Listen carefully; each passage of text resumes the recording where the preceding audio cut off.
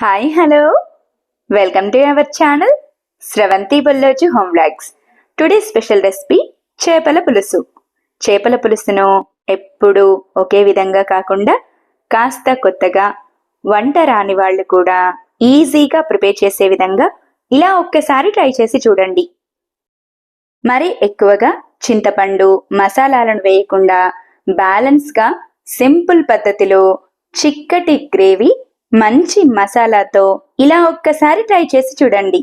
చాలా టేస్టీగా ఉంటుంది, క్షణాలలో రెడీ అయిపోతుంది.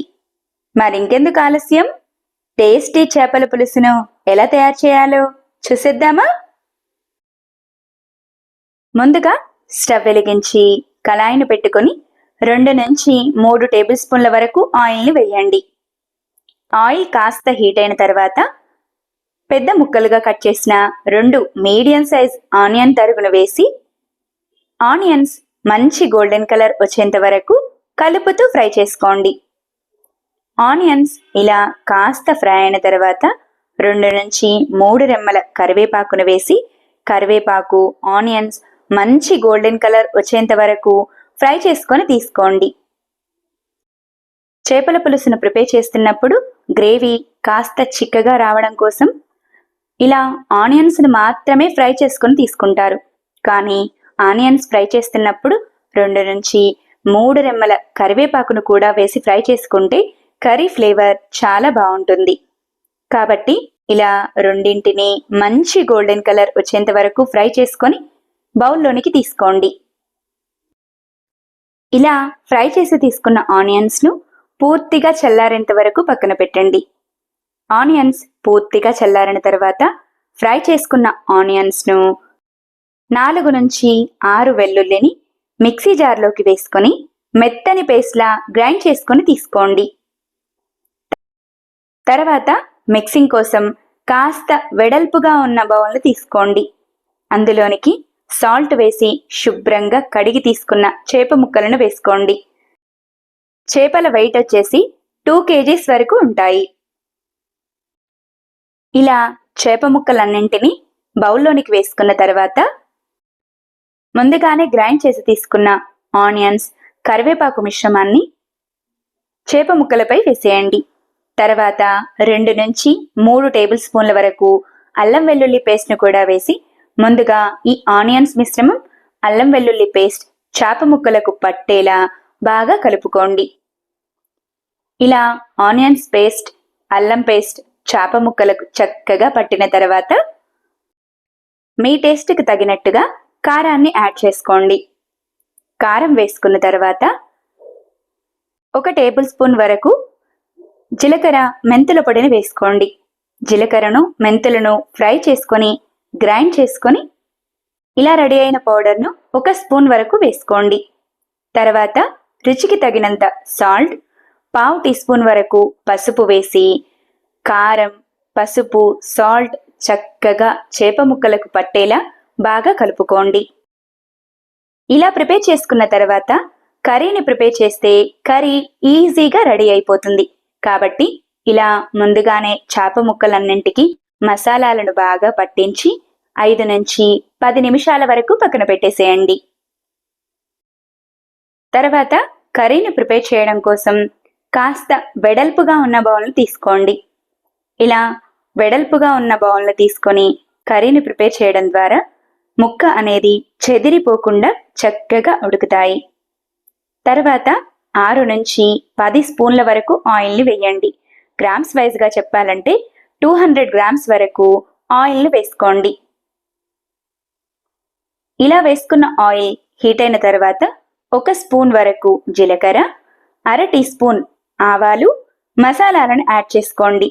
మసాలాలు అంటే 4 నుంచి 6 ఇలాచి, 4 లవంగ, 1 స్పూన్ షాజీరా, కొద్దిగా దాల్చిన చెక్క.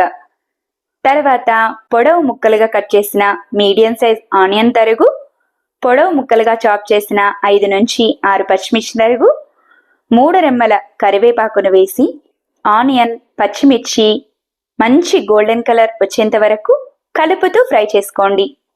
ఆనియన్ చక్కగా ఫ్రై అయి మంచి గోల్డెన్ కలర్ రాగానే 1/2 టీ స్పూన్ పసుపు, 1 టేబుల్ స్పూన్ వరకు అల్లం వెల్లుల్లి పేస్ట్ని వేసి అల్లం పచ్చివాసన పోయేంత వరకు కలుపుతూ ఫ్రై చేయండి. అల్లం చక్కగా ఫ్రై అయిన తర్వాత ముందుగానే కలిపి పెట్టిన చేప ముక్కలన్నింటినీ ఒకేసారి పోపులోకి వేయకుండా ఇలా కాస్త వెడల్పుగా ఒకదాని తర్వాత ఒకటి బౌల్లోకి నీట్గా పెట్టేసేయండి. చేపల పులుసును కలపకుండా ప్రిపేర్ చేస్తాము కాబట్టి ఇలా ముందుగానే ముక్కలన్నింటినీ బౌల్లో కాస్త వెడల్పుగా వేసుకోండి. చేప ముక్కలన్నింటినీ వేసిన తర్వాత స్పూన్తో కలపకుండా ఇలా వీడియోలో చూపించిన విధంగా పోపంతా కలిసేలా బౌల్ని కాస్త రౌండ్గా తిప్పి బౌల్పై మూతను పెట్టి కారం కాస్త ఫ్రై అయ్యేంత వరకు స్టవ్ని లో ఫ్లేమ్లో ఉంచి ఉడికించండి. 5 నుంచి 6 నిమిషాల వరకు చక్కగా ఉడికి ఇలా కారం చక్కగా ఫ్రై అయి కర్రీపై ఆయిల్ రిలీజ్ అవుతూ ఉన్నప్పుడు మరొకసారి కర్రీ మొత్తం కలిసేలా బౌల్ని రౌండ్గా తిప్పి గ్రేవీకి సరిపడా చింతపండు గుజ్జును వేసుకోండి. చింతపండు అనేది 1 కేజీ చేపలకు 50 గ్రామ్స్ చొప్పున వేసుకోండి. మీరు పులుపు కాస్త ఎక్కువగా ఇష్టపడేవారైతే కొద్దిగా చింతపండు క్వాంటిటీని పెంచుకొని కూడా తీసుకోవచ్చు. ఇలా చింతపండు గుజ్జును వేసుకున్న తర్వాత మరొకసారి చేప ముక్కలన్నీ కలిసేలా బౌల్ని ఇలా రౌండ్గా తిప్పి బౌల్పై మూతను పెట్టి చేప ముక్క కాస్త మెత్తపడేంత వరకు ఉడికించండి. చేప ముక్క ఉడకడానికి ఎక్కువగా టైం పట్టదు. స్టవ్ని మీడియం ఫ్లేమ్లో ఉంచి 5 నుంచి 10 నిమిషాల వరకు లో ఫ్లేమ్లో ఉడికిస్తే సరిపోతుంది. తర్వాత బౌల్పై మూతను తీసి కర్రీ మొత్తం ఒకసారి బాగా కలిసేలా ఇలా మరొకసారి బౌల్ని రౌండ్గా తిప్పుతూ కలుపుకోండి. తర్వాత 1 స్పూన్ వరకు ధనియాల పొడి, 1/2 టీ స్పూన్ వరకు గరం మసాలాను వేసి మసాలా మొత్తం కలిసేలా బౌల్ని మరొకసారి రౌండ్గా తిప్పుతూ కలుపుకోండి. ఇలా మసాలా అంతా చక్కగా కలిసిన తర్వాత సన్నగా చాప్ చేసిన కొత్తిమీర తరుగును వేసి స్టవ్ ఆఫ్ చేసేయండి. అంతే, సింపుల్గా టేస్టీగా చేపల పులుసు రెడీ. ఇలా రెడీ అయిన చేపల పులుసును ఇలా అయినా సర్వ్ చేసుకోవచ్చు. కానీ ఒకరోజు మొత్తం నిల్వ ఉంచి మరుసటి రోజు చేపల పులుసును సర్వ్ చేసుకుంటే చేపల పులుసు టేస్ట్ చాలా బాగుంటుంది. మీ ఇష్టాన్ని బట్టి మీకు నచ్చిన విధంగా సర్వ్ చేసుకోవచ్చు. నా వీడియో కనుక మీకు నచ్చినట్టయితే లైక్ చేయండి. ఇలాంటి మరెన్నో ఇంట్రెస్టింగ్, టేస్టీ, హెల్దీ రెసిపీస్ కోసం నా ఛానల్ని సబ్స్క్రైబ్ చేయండి. సింపుల్గా ప్రిపేర్ చేసుకునే ఈ చేపల పులుసును మీరు కూడా తప్పకుండా ట్రై చేసి ఎలా వచ్చిందో కామెంట్ చేయండి. Thanks for watching. Wait for new recipe.